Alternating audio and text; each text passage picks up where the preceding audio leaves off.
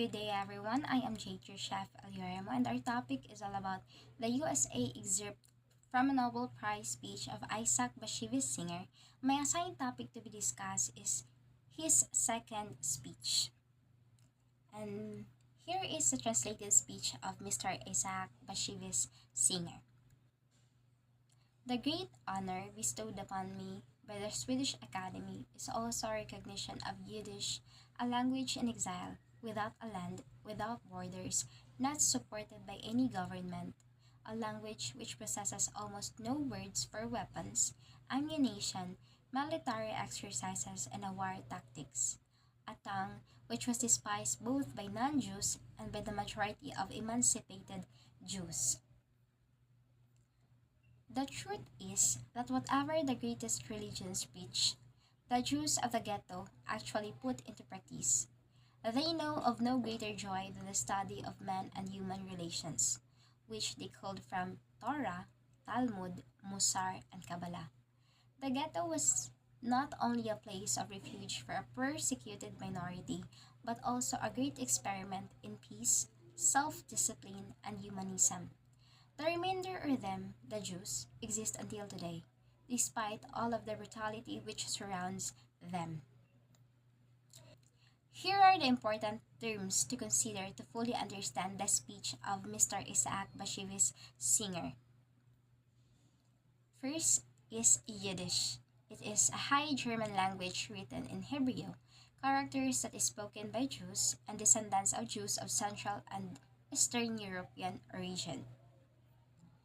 Jewish people are an ethno-religious group and nation originating from the Israelites of the ancient Near East and whose traditional religion is Judaism. Ghetto. It is a poor urban area occupied primarily by a minority group or groups, where it is a part of a city in which members of a minority group are concentrated, especially as a result of political, social, legal, religious, environmental, or economic pressure. Ghettos are often known for being more impoverished than other areas of the city. When we say impoverished, it is describes being a really poor, or either from having no money or being in bad health.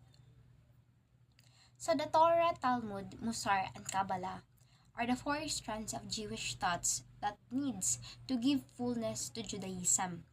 The Talmud, Torah, and Musar are at the level of Pishat, which is a simple literal meaning, while the Kabbalah and Hasidot are at the levels of Rimis, which is allegory and Agada. These four strands have always been a part of Judaism, and the modern movements of Musar and Hasidot are revivals of these at a time when they had been hidden from view. Head and heart, faith and reason, orthodoxy and orthopraxy, male and female must always go together in harmony. So here is the summary of the second speech of Mr. Isaac Bashevis Singer. The speech is all about the gratitude of being chosen by the Swedish Academy and is not only meant for Polish-American novelist and short story writer Mr. Isaac Bashevis Singer, but it is also a recognition of the Yiddish language, which has long been forced to be forgotten and be replaced by a foreign language for some reason that it does not have any title or to depend on and stand alone. As such, in whatever particular way of life, the people, or specifically the people of the ghetto, will always practice their own culture, and they know no greater joy than the study of man and human relations based on the four strands of Jewish thoughts that give fullness to them as Jewish people. The place of the ghetto is not just a place for shelter, but a place where we can find peace and build people to be well disciplined in order to effectively achieve the true being of humanism. So for me, I admire Isaac Bashevis Singer for he is a man of integrity. He will choose what he thinks is right and should be. He is a true Jewish for he stands for his land and follows the beliefs of his homeland, although the home he came from might affect his name and title. He stands to prove to everyone that his mighty pen and tongue can change the discrimination everyone has done for them. As such, this speech must have enlightened everyone to the difference of being someone who looks back to where he came from and someone who seeks for change to become the ideal one of everyone.